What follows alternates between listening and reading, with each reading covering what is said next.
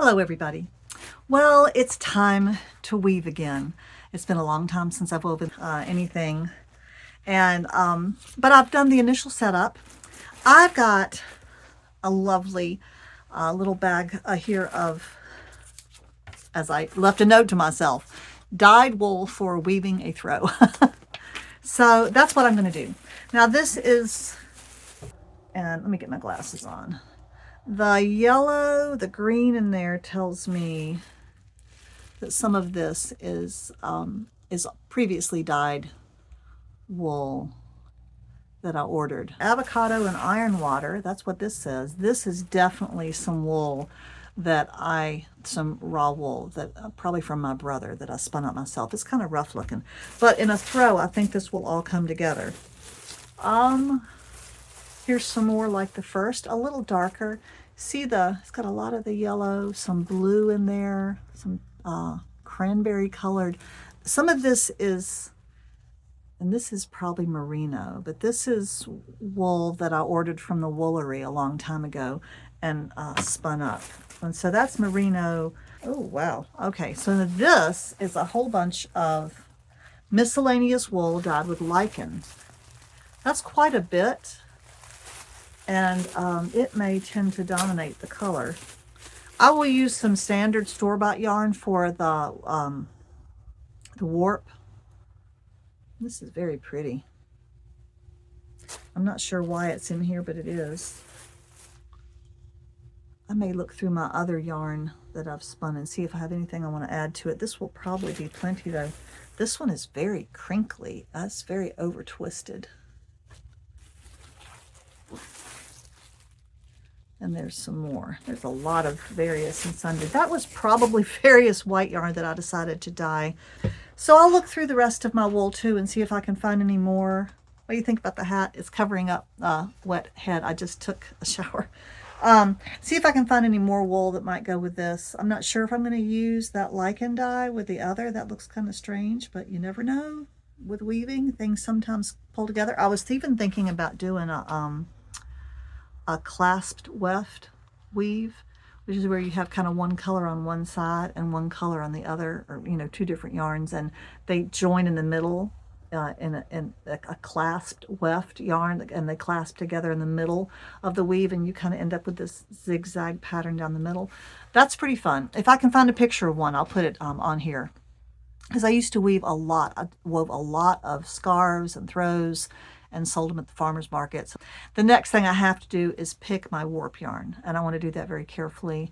Something that will go well with this. I need something nice and strong, with a little bit of flexibility, but I don't want it too springy. So I'll bring you back when I pick out my warp yarn.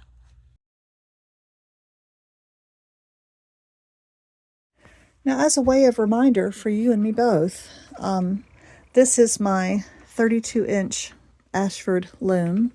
You can do very wide things, but you can also just use a small section of it and do something narrow.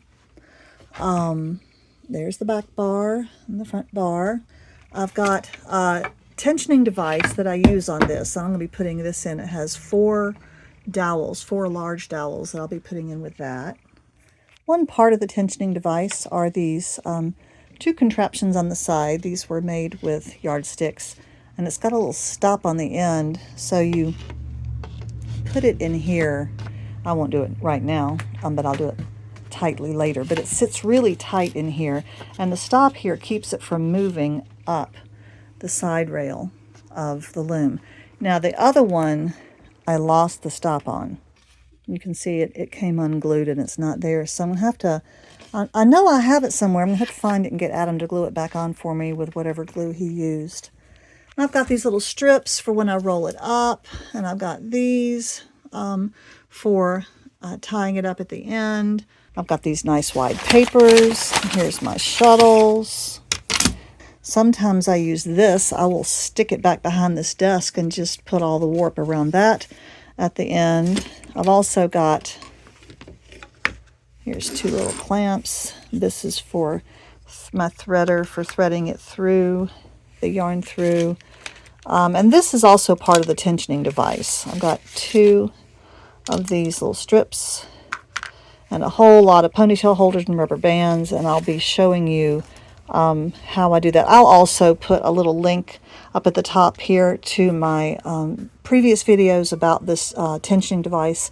It is so wonderful for rolling up your warp. It makes it so much easier. It's worth the time to put this tensioning device on. So I'll show you as I do all of that. After pondering my warping yarn options overnight, I think I've decided to warp up with wool. But not my own handspun wool, but some wool yarn that I have that I bought years ago. It's this Patton's Classic Wool. And I have a number of these. Let me show you the different colors I have. The white and the red I probably won't do, nor the teal. Maybe that burnt orange, but it will probably end up being either this lighter gray or one of the darker ones. I'm really not sure yet. Or I could do a combination of the different kind of browny grays. That might be a nice background. This isn't going to be a tight weave like for a rug. I've done that before. This is just going to be for a throw. So I'm going to try to keep the weave very loose so it'll be very flexible to put over your knees or over the back of a couch. So, you know, not too thick, not too dense. So let me start warping up this yarn and see what I think.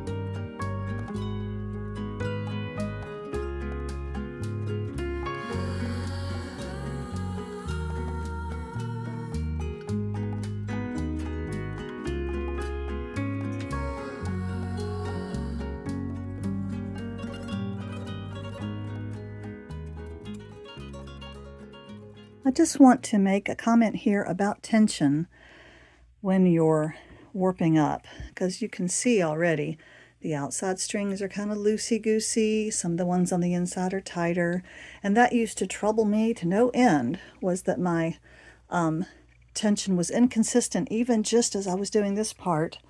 And I've got a stick down here to a peg to put all my warp strings on, and I used to worry about tension. And of course that's really ridiculous, because when you take it off of here, off the peg, and you cut your ends and you let them drop before you wind it up, all the tension disappears and the lengths really don't matter. So that's why I love a tensioning device, because the tensioning device puts the tension that you need, the even tension that you need in your warp strings. It puts it in right before it goes onto that back bar. And that is so much more useful than trying to worry about your tension when it's out here, or even trying to keep it even by hand as you're rolling it up. That's just so difficult.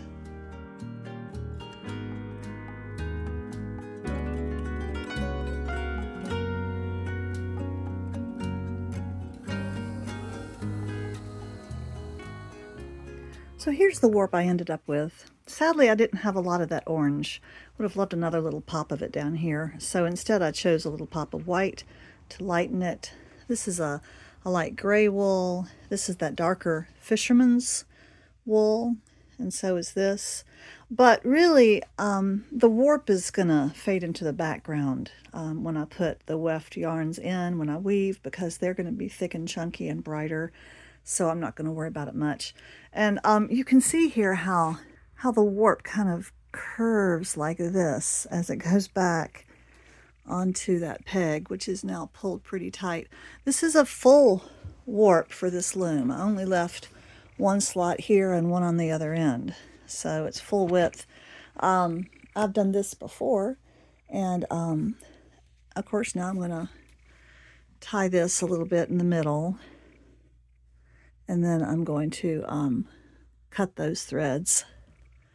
And then we'll put the tensioning device on and roll it up.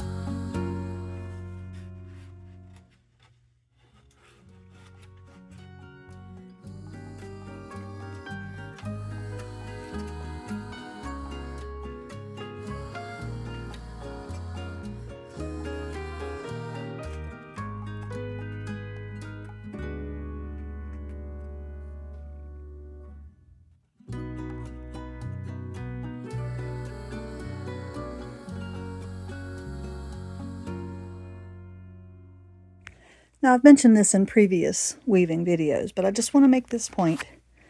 Here is my warp going into the heddle. You can see how, yeah, it's just all over the place because of how long it is. This is floppy and this is tighter. Doesn't really matter though, because when you put it through this tensioning device, this do-it-yourself tensioning device, look at the beautiful even tension, even on a long weave like this. Now, it's wool, so it's a little bit grippier on these dowels, and it is hard to turn. I have to really use both hands to crank it up, unlike when I use acrylic yarn, which is nice and slippery. But it's still working great, and I just think that that tension looks amazing. Looks like a real loom, doesn't it? So think about this tensioning device. I think it's very worthwhile. You can really see how this one wants to pop up, and that's the purpose of the zip tie, is to keep it down there like that. This really wants to pop up and move forward, and so I did put a new block back here, but the thing that really helps is securely rubber banding it on both sides to the loom, this bar on the top. Okay, I'm going to finish warping this up, and I'm going to untie this and take it on in, and then I'll show you.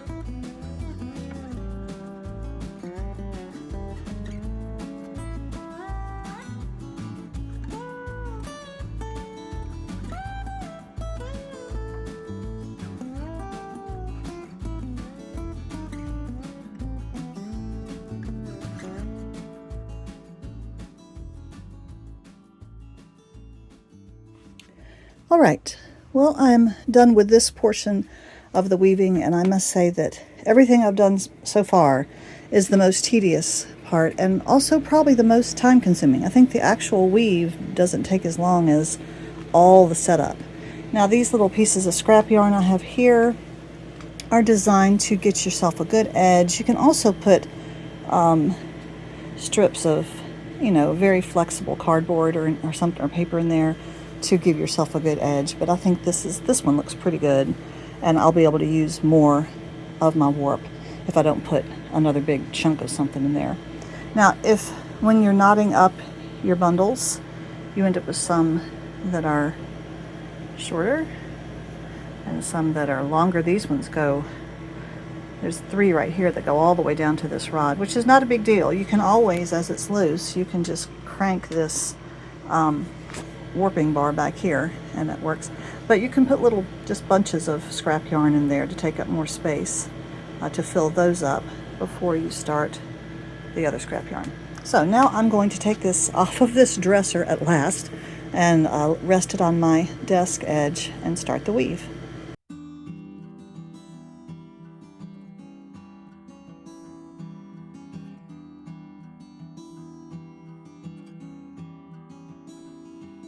Okay, here we go.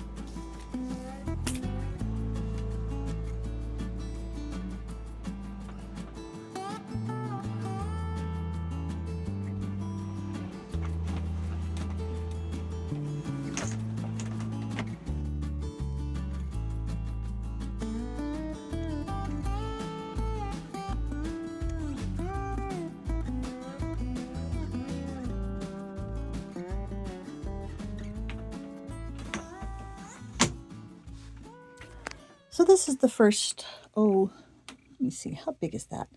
Bigger than an inch, maybe an inch and a half. Now, a lot of hours have gone into this so far just to set it up, but it is true that once you start weaving, you make really fast progress. Imagine something this wide. This is a 32-inch loom, so I don't know, it's probably 28 inches of work. And if you were knitting or crocheting this, how long it would take you to go back and forth and get over an inch of work. And I did that in, 3 minutes or something. So it's a very effective and efficient way to do yarn work after you get the setup going. So I'm going to keep working at this. You can get a little impression, let me get rid of the blue, of what it's going to look like. And the wool will fluff out and fill in a lot of these spaces once it's off of tension. The warp is off of tension, it will help. These bundles do give you a little bit of a gap in some places. Again, I'm going to remove this border extra scrap yarn down here, and it'll be improved later. All right, so I think it's going to look good. This is the weft, is the lichen dye, and I think it's going to go well with these other natural colors. I just love that orange. Wish I had more of it, but I don't. Okay, so I did a nice band. You can see there's a difference here, right? We'll talk about that. I did a nice band of my lichen colored wool across here, okay? And then, like I mentioned before, I think I'm going to do some clasped weft. That's hard to say. This is the weft going this way, and the clasp is this, where the 2 yarns join. So I've got the lichen over here on one shuttle, and it goes across doubled and loops at these little spots here and clasps or grasps a hold of the other yarn that I'm using. I wasn't dyeing wool at this time. I wasn't using raw wool. I was just ordering already dyed merino and spinning it. And that's how old this is, quite a few years. So in this piece, I think the yellow looks really good and gives a little pop of color. And so this, you can see this kind of jagged edge. I like that. That's what you often do with clasp weft. And so I'll do more of this, and then gradually I fade it out and probably bring it in later. I've got what's on that shuttle, the second shuttle, and I've got some more. There's also some nice deep purples. I think those will look good in there as well. And I'll keep them on this side against the darker. I think that'll look good. So that's the weave so far. Let me show you how I do the clasp weft, and then we'll be done. Okay, so I'm starting with this. Now I don't have to get the shuttle all the way to the other end and back out. I really just have to get the yarn there, and I need to make sure I have plenty. So I'm just going to note where that is and put it through.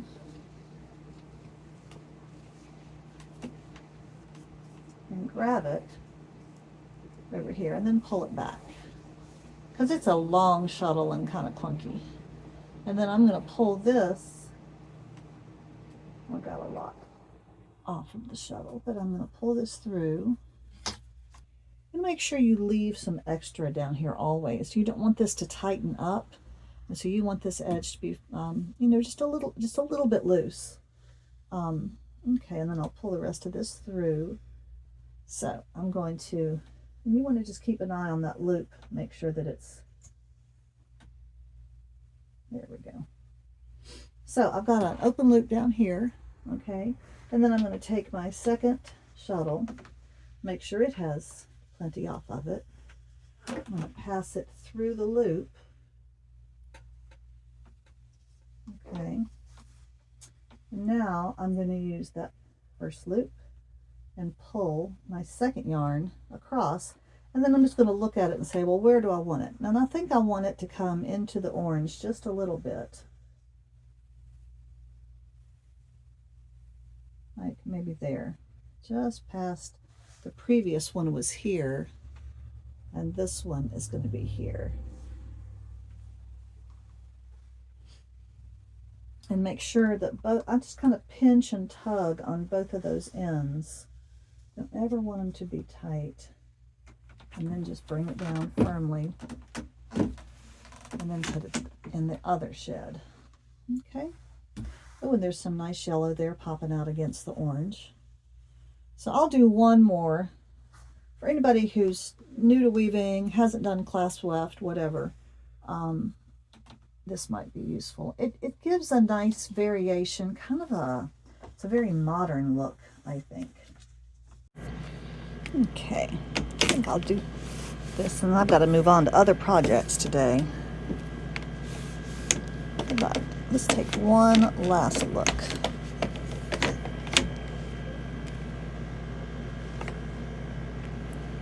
So you can see I like the look of the lichen yarn in this dark fisherman's wool, but you can see the jagged edge of the clasp weft, and then I've got some over here, and then I'll probably go back out. I might even have some that come way over into here. It's very creative. I'm liking the look of that. This is a good use for this very old yarn, and I think a very good use for my lichen yarn. Okay.